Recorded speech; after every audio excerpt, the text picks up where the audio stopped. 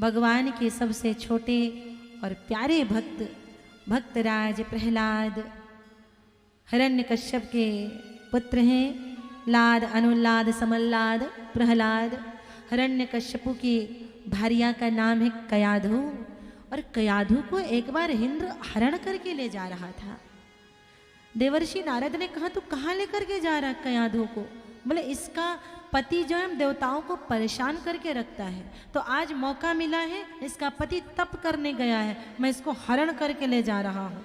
देवर्षि नारद ने कहा तू देवता है और वो दानव है। देवता कौन है? जो देता है वो देवता है, जो छीनता है वो देवता नहीं हो सकता। तू देवता है। देवता का कार्य क्या है? जो देता है वो देवता है।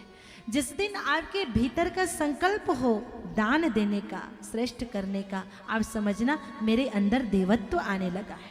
आपको देने का मन हो जाए, आप समझना कि हम देवता बनने लग गए, उस रास्ते पर हैं। इंद्र रुक जा, कयाधु को छोड़। तो कयाधु को मुक्त करवाया देवऋषि नारद ने, अपने आश्रम में रखा। और इस समय कयाधु गर्भवती थी। तो गर्भ से ही प्रहलाद जी के भीतर संस्कार पड़ने लगे। हरि नाम कीर्तन के, भजन के, सत्संग से प्रहलाद जी गर्भ से ही भक्त हुए। गर्भस्थ शिशु पर ही हमारे संस्कार, माताओं के संस्कार पड़ने लग जाते हैं। और इसीलिए हमारे यहाँ भारतीय संस्कृति में परंपरा है षोडश संस्कार की, और उसमें पहला संस्कार है गर्भाधान, और गर्भाधान के बाद है पुंसवन। पहला संस्कार गर्भाधान और पुंसवन संस्कार। जब माताएं गर्भवती हो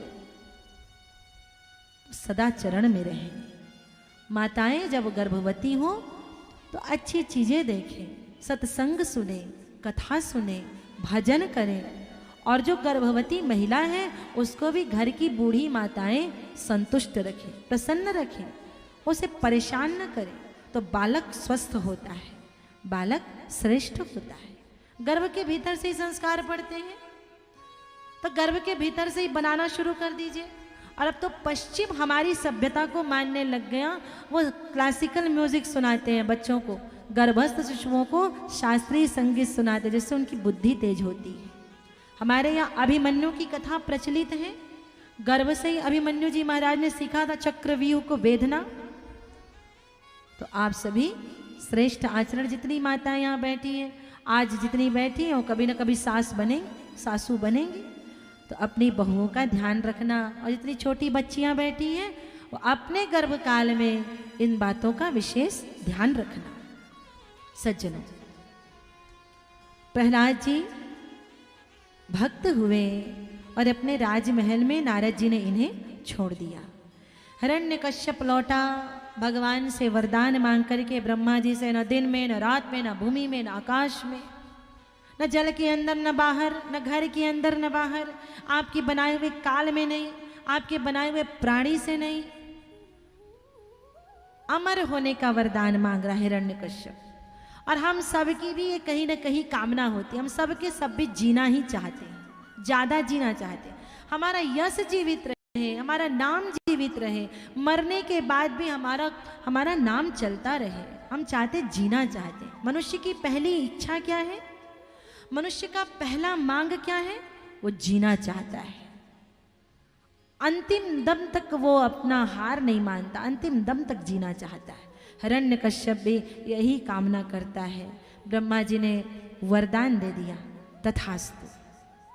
हिरण्यकश्यप लौट करके आया और सेवकों ने कहा, महाराज अरे आपका लाला तो बड़ी प्यारी प्यारी बातें करता है, बड़ी मीठी मीठी बातें करता है। तो हिरण्यकश्यप ने पास में बुलाया, बेटा तो कैसी बातें करता है?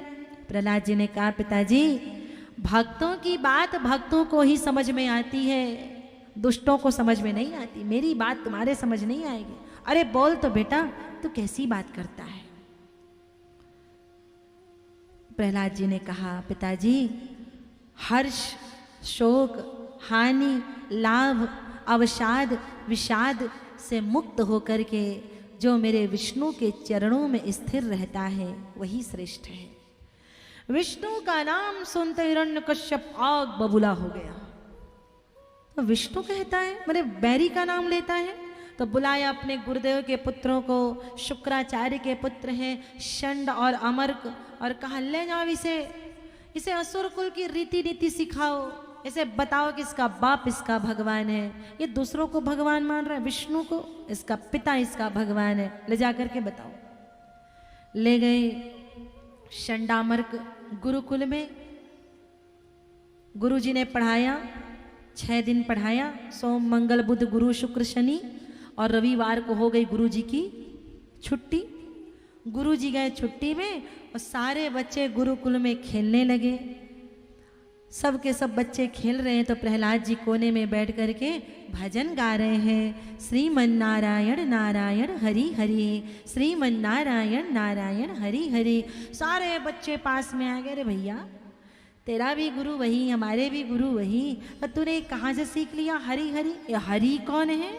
प्रहलाद ने कहा हरि नहीं जानते, ये हरि कौन है? हरि हरति पापानी। कौन है हरि? हरि हरति पापानी। तो हरि हरि कहने पर जो पाप को खींच लेता है वो हरि है। और तुम भी गाओ। और सारे बच्चे गाने लगे, राक्षसों के बच्चे हरि हरि हरि हरि हरि हरि हरि हरि करने लगे। और गुरुजी आ गए, बोले भैया प्रहलाद को तो हम बदल नहीं सके, इसे तो असुर कुल की रीति नीति नहीं सिखा सके, लेकिन ये कैसा कि हमारे सारे बच्चों को बदल दिया, राक्षसों के बच्चे गा रहे हैं। भैया भक्तों से भगवान का भजन कराना कितना कठिन, ये आप जान रहे हो। मैं यहाँ से बोलते बोलते थक जाती हूँ, आप हिलने का नाम नहीं लेते। मैं आपको गवाते गवाते थक जाती हूँ, आपके होठ हिलने का नाम नहीं लेते। आप सब भगत हैं तभी तो बैठे। और भक्तों से भगवान का भजन कराना कितना कठिन है। तो फिर वो असुरों के बच्चे गा रहे हैं हरि हरि नारायण नारायण हरि हरि, कितनी बड़ी बात है। यही श्रेष्ठ भक्त का लक्षण है कि श्रेष्ठ भक्त की संगति करने से दुष्ट भी सुधर जाता है, सत्संग में आ जाता है। जैसे अभी कोरोना हुआ था, छूते ही दूसरे को हो जाता, छूते ही तीसरे को हो जाता, जो उसके संपर्क में आता उसको हो जाता। वैसे प्रहलाद जी भी हरि हरि गा रहे थे। राक्षसों के बच्चे आए, 2 आए, सुन के वो भी हरि हरि गाने लगे। 4 आए, वो भी सुन सुन करके नारायण हरि हरि गाने लगे। 5 आए, 10 आए, 20 आए, सारे बच्चे झूम झूम करके नाच नाच करके गाने लगे। गुरुजी आए, हाथ पकड़े, चल हमारे सारे बच्चों को तू बिगाड़ देगा। तो लेकर के गुरुजी वहाँ राजमहल में छोड़ दिए। महाराज आपका बेटा हमसे नहीं है बाज आने वाला, इसे आप संभालिए।